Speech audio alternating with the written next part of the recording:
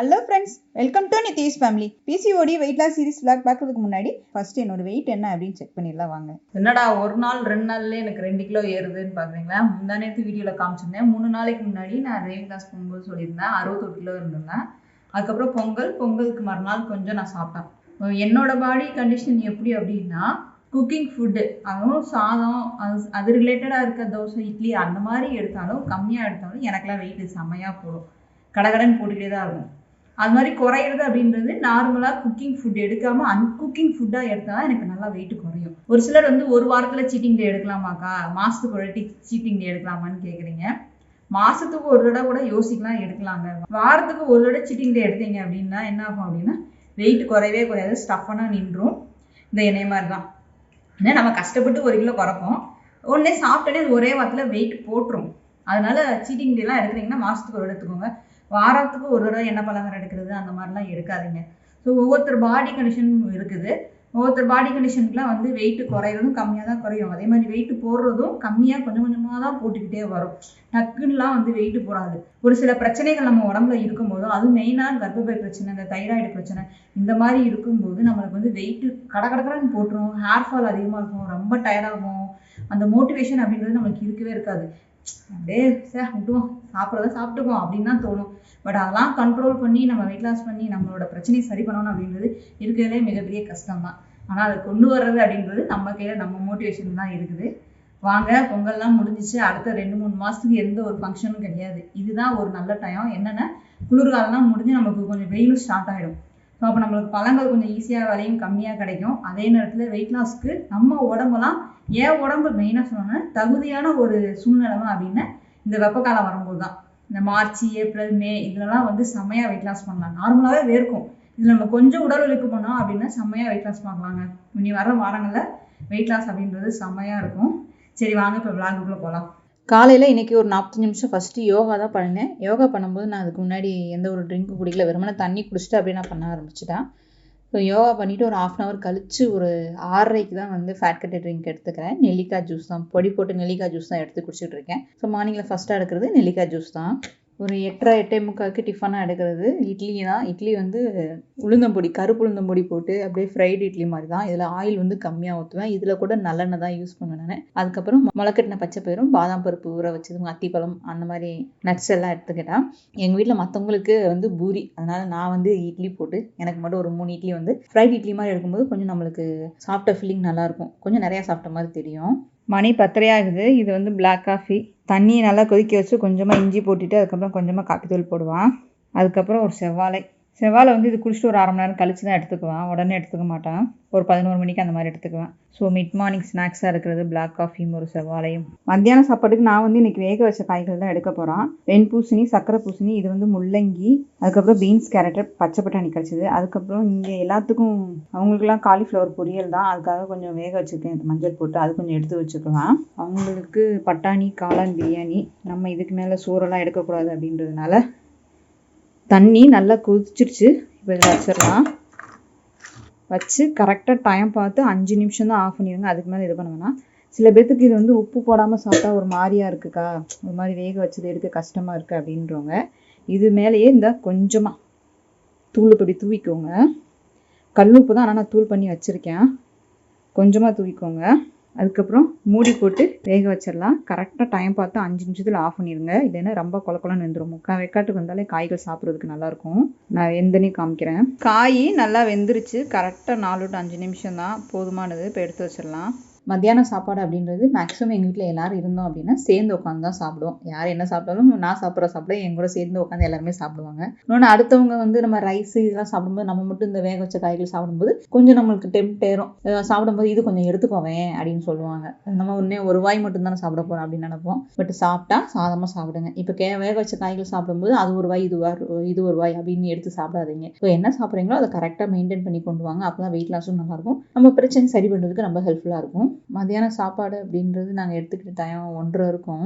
இன்றைக்கி ஈவினிங் ஸ்நாக்ஸாக நானும் நித்தி சாப்பிட்டது கரும்பு தான். ஒரு 5 மணி இருக்கும். கரும்பு தான் எடுத்துக்கிட்டோம். கரும்பு அப்படின்றது பசங்களுக்கு டெய்லி வந்து இந்த சீசனுக்கு சாப்பிட கொடுங்க. பல்லும் நம்ம ஈரம் ஸ்ட்ரென்தன் பண்ணுறதுக்கு கரும்பு கடிச்சு சாப்பிட்றது ரொம்ப ரொம்ப முக்கியம். எப்படி வந்து மட்டன் எலும்பு சாப்பிட்றோமோ அது மாதிரி கரும்பு ரொம்ப ரொம்ப முக்கியம். கரும்பு ஜூஸாக குடிக்கிறதோட கரும்பு நம்ம கடிச்சு சாப்பிடும்போது நம்மளோட டைஜஸ்டிவ் வந்து நல்லா இன்க்ரீஸ் ஆகும். சாப்பிட்ற சாப்பாடு சீக்கிரமாகவே செரிமானம் ஆயிரும். ஸோ அதனால கரும்பை வந்து டெய்லி ஒரு கரும்பு கூட எடுத்துக்கலாம், ஒன்றும் பிரச்சனை இல்லை. குழந்தைங்களாம் சூப்பராக எடுத்துக்கலாம். நம்ம வெயிட் லாஸ் பண்ணுறவங்களும் கரும்பு எடுத்து சாப்பிடலாம். நான் ஈவினிங் ஸ்நாக்ஸாக கரும்பு தான் வெட்டி வச்சு நானும் நித்தியும் சாப்பிட்டுக்கிட்டு இருந்தோம். சாயந்தரம் காரை தொடச்சிட்டு ஒரு அரை மணி நேரத்துக்கிட்ட கார் ஓட்டிட்டு வந்தோம். ஓட்டிட்டு வந்து நான் 1 ஹவர் வாக்கிங் போனேன். பட் ஆனால் எடுக்க முடியல. ஏன்னா இருட்டில் என்னால் வெளிச்சம் தெரியல, அதனால கேமரா வச்சு செல்லு வச்சு எடுக்க முடியல. ஸோ நைட்டு டிஃபனாக எடுக்கிறது 7 மணிக்கு. நான் வந்து பழங்கள் தான் எடுத்துக்கிறேன். பழம் வந்து ஒரு ஆப்பிள் பழமும் ஒரு வெள்ளரிக்காய், பெரிய வெள்ளரிக்காய் ஒரு வெள்ளரிக்காய் இருந்தது, அது கட் பண்ணி எடுத்துக்கிறேன். எப்பவுமே நைட்டு டிஃபன் மட்டும் என்னன்னா, நம்மளுக்கு ஒரு சாயந்தரம் ஒரு 4 மணிக்கு மேலே பார்த்தீங்கன்னா பகல் ஃபுல்லாக கண்ட்ரோல் பண்ணிடுவீங்க. 4 மணிக்கு மேலே வரும் பாருங்க கிரேவிங்ஸு, அப்படியே பசி மாதிரியே தோணும். பயங்கரமா அப்படியே வலிக்குதுக்கா அடி வயிறு. ஆனால் என்ன கண்ட்ரோல் தான் பண்ண முடியலக்கா, எதையாவது எடுத்து சாப்பிட்றேன் அப்படின்றீங்க. அந்த மாதிரி செய்யாதீங்க. அது செஞ்சீங்கன்னா நம்ம வெயிட் லாஸ் பண்ணுறதே வேஸ்ட்டு. நான் ஏற்கனவே சொன்ன மாதிரி தான் நம்மளோட டைஜஸ்டிவ் உள்ள இருக்க இன்னர் ஆர்கன்ஸ் எல்லாமே நேரம் ஆக ஆக அதோட செயல்பாடு அப்படின்றது அப்படியே கொஞ்சம் கொஞ்சமாக குறைஞ்சிக்கிட்டே வரும். காலையில் ஒரு 100% வந்து அந்த மிஷின் ஃபாஸ்ட்டாக ஒர்க் ஆகுது அப்படின்னா நேரம் ஆக 4 மணிக்குள்ள 40% தான் ஒர்க் ஆகும். அதனால அந்த சமயத்தில் நம்ம ஹெவியாக சாப்பாடு நீங்கள் எடுத்தீங்க அப்படின்னா ஒரு சிலருக்கு வெயிட் லாஸ் கூட ஆகும் அந்த மாதிரி எடுத்தா. ஆனால் ஒரு சிலருக்கு என்ன ஆகும், நம்மளோட டைஜஸ்டிவ் அப்படின்றது இன்னும் ஸ்லோவாக ஆரம்பிச்சிடும். அந்த சமயத்தில் பழங்கள் எடுக்கிறது, காய்கறிகள் எடுக்கிறது, அந்த மாதிரி அதிகமாக எடுக்கும்போது பழங்கள் காய்கறிகள் தான் நம்மளுக்கு வந்து ஃபைபர் ரிச்சாக இருக்கும். ஸோ நம்மளோட கெட்ட கொலஸ்ட்ராலை, பேட் கொலஸ்ட்ராலை குறைக்கிறதுக்கு ரொம்ப ஹெல்ப்ஃபுல்லாக இருக்கிறது காய்கறிகள். அது வேக வச்சு எடுக்கிறது. இல்லை எனக்கு அது எடுக்க ரொம்ப கஷ்டமாக இருக்குதா அப்படின்றவங்க பழங்கள் எடுத்துக்கலாம். ஏன்னா பழங்கள் ஓரளவுக்கு இனிப்பாக இருக்கும் இல்லையா, சாப்பிட்றதுக்கு எல்லாத்துக்கும் பிடிக்கும். அதனால பழங்கள் எடுத்துக்கலாம். அந்த மாதிரி ட்ரை பண்ணி பாருங்க. இந்த மாதிரி ட்ரை பண்ணி பாருங்க பழங்களை. வெயிட் லாஸும் நல்லா இருக்கும், அதே நேரத்தில் நல்லா ஃபில்லிங்காக தான் இருக்கும். எனக்கு தெரிஞ்சு வெள்ளரிக்காய் எல்லாம் சாப்பிடும்போது ஃபர்ஸ்ட்டு நம்ம வந்து குக்கிங் ஃபுட் நிறைய சாப்பிட்ருப்போம். அப்போ வயிறு வந்து பெருசாக தான் இருக்கும், உடலும் பெருசாக தான் இருக்கும். ஸோ எடுத்தனையுமே நீங்கள் பழங்கள் எடுத்து சாப்பிட்டு பழகாதீங்க. கொஞ்சம் கொஞ்சமாக குறைங்க. இப்போ 3 தோசை சாப்பிட்டீங்கன்னா 2 தோசை, அதுக்கப்புறம் 1 தோசை, அதுக்கப்புறம் பழங்கள் எடுக்கிறது, அந்த மாதிரி கொஞ்சம் கொஞ்சமாக சேஞ்ச் பண்ணுங்க. எடுத்துமே 4-5 தோசை சாப்பிட்டுட்டு இருக்கோங்க, திடீர்னு வந்து நான் இப்படி கொண்டு தான் பழம் சாப்பிடுறேன் அப்படின்னு சாப்பிட்டீங்கன்னா அந்த வயிற்றுக்குள்ள வந்து ஒரு மாதிரி மிஷின் கேட்குற மாதிரி பொர்ரு அந்த மாதிரிலாம் சவுண்டு நிறையா கேட்கும். ஏன்னா உங்களுக்கு முக்கால்வாசி வயிறு காலியாக இருந்தால் குடலுக்கு வந்து காவாசி சோறு போட்டு மீதி முக்கால்வாசி காலியாக விட்டீங்க அப்படின்னா ப்ளோட்டிங் வந்துடும், அது மாதிரி புண்ணாயிடும், அது தேவையில்லாத பிரச்சனை ஆயிடும். அதனால எப்பவுமே கொஞ்சம் கொஞ்சமாக சாப்பாட்டை குறைச்சிக்கோங்க. நீங்கள் சாப்பிட்ற சாப்பாடு வெயிட் லாஸ்னாலும் சரி, வெயிட் மெயின்டைன் பண்ணுறவங்களும் சரி, எப்பயுமே நம்ம உடம்பு ஹெல்த்தியாக இருக்கணும் அப்படின்னு நினைக்கிறவங்க முக்கால் வயிறுக்கு சாப்பிடுங்க போதும்.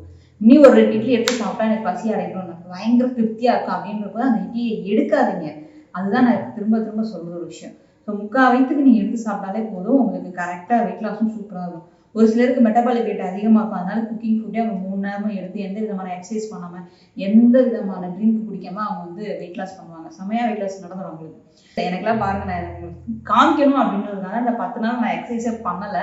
பார்த்தீங்கன்னா குறையவே குறையாது. எனக்குலாம் ஹெவியாக வந்து எக்ஸசைஸோ ஆக்டிவிட்டி எதாவது பண்ணணும். வீட்டு வேலைகள் பண்ணாலும் நின்றுக்கிட்டே நான் என்ன வீட்டு வேலை பண்ணால் குதிங்கால் வலி முட்டி வலி தான் வரும். நல்லா ஹெவியாக ஒரு ஆக்டிவிட்டிஸ், எக்ஸசைஸ் பண்ணுறது, ஷட்டில் காக் விளையாடுறது, ரன் பண்ணுறது, வாக்கிங் போகிறது, சைக்கிளிங் போகிறது, வீட்டில் எக்ஸசைஸ் பண்ணுறது, யோகா பண்ணுறது, அந்த மாதிரி ஒரு 2-3 வேலைகளை நம்ம எக்ஸ்ட்ரா ஃபிட்டிங் சேரும் போது தான் எனக்கு வெயிட் லாஸ் அப்படின்றது செம்ம ஃபாஸ்ட்டாக சூப்பராக இருக்குங்க. இந்த மாதிரி ஃபுட்டு மட்டும் எடுத்து கண்ட்ரோல் பண்ணி என் உடம்பு குறையவே குறையாது. அது ரொம்ப கஷ்டப்பட்டு குறைக்கிற மாதிரி தான் இருக்கும் எனக்குமேவும். இன்னொன்று ரொம்ப டயர்டான மாதிரியும் ஃபீல் ஆயிடும். நம்ம எக்ஸசைஸ் பண்ணிட்டு கொஞ்சம் எக்ஸ்ட்ரா கூட எடுத்துக்கலாம். ஒரு 2 ஆப்பிள் கூட அந்த நேரத்தில் எடுத்து சாப்பிட்டா கூட எனக்கு பயங்கர ஃபீலிங்காக இருக்கும். அந்த இடத்துல வெயிட் லாஸும் நல்லா ஃபாஸ்ட்டாக இருக்கும். ஒவ்வொருத்தர் பாடியும் ஒவ்வொரு விதமாக மாறிக்கிட்டே தான் இருக்கும். அவங்கவுங்க பாடிக்கு தகுந்த மாதிரி நீங்கள் வந்து ஃபாலோ பண்ணுங்கள், செம்ம வெயிட் லாஸ் இருக்கும். சரி, இப்போ நான் என்னோட ஃபுட் எடுத்துக்கிறேன். நைட்டு கடைசி எப்பயும் போல் எடுக்குது ஃபேட் கட்டட் ட்ரிங்க் தான். நம்ம ஃபேட் கட்டட் ட்ரிங்க்லேயே வந்து கரிஞ்சிடும் அப்படின்றது ரொம்ப கம்மியாக தான் இருக்கும். அதோட பவர் அப்படின்றது நம்மளுக்கு கம்மியாக தான் உடம்புல கிடைக்கும். அதனால நம்ம அதை எடுக்கிற வேண்டிய கால டைம் அப்படின்றது கொஞ்சம் லாங்காக எடுத்துக்கலாம். ஒரு 2 மாதம் 3 மாதம் அந்த மாதிரி எடுத்துக்கும் போது கொஞ்சம் கொஞ்சமாக தான் பிரச்சனைகள் சரியாகும். எடுத்தனுமே நம்ம ஹெவியாகவும் எடுக்கக்கூடாது எந்த ஒரு பொருளையும். அதே நேரத்தில் நம்மளுக்கு ஹெவியான ரிசல்ட் உடனே கிடச்சிடும் அப்படின்றதையும் நம்ம எதிர்பார்க்கக்கூடாது. பொறுமை அப்படின்றது ரொம்ப ரொம்ப முக்கியம். வெயிட் லாஸில் தூக்கம் அப்படின்றது ரொம்ப ரொம்ப முக்கியம். அதே நேரத்தில் தண்ணி குடிக்கிறது அதை விட ரொம்ப ரொம்ப முக்கியம். நான் ஏற்கனவே சொல்லியிருக்கேன். ஸோ தூக்கத்தை நல்லா ஆழ்ந்த தூக்கமாக தூங்குங்க. இப்போ இந்த வீடியோ உங்களுக்கு பிடிச்சிருந்தா லைக் பண்ணுங்கள், ஷேர் பண்ணுங்கள். தென் உங்களுக்கு கருத்துக்களை கமெண்ட் பண்ணிக்கோங்க. மீண்டும் நாளை ஒரு உலகை சிந்திக்கலாம்.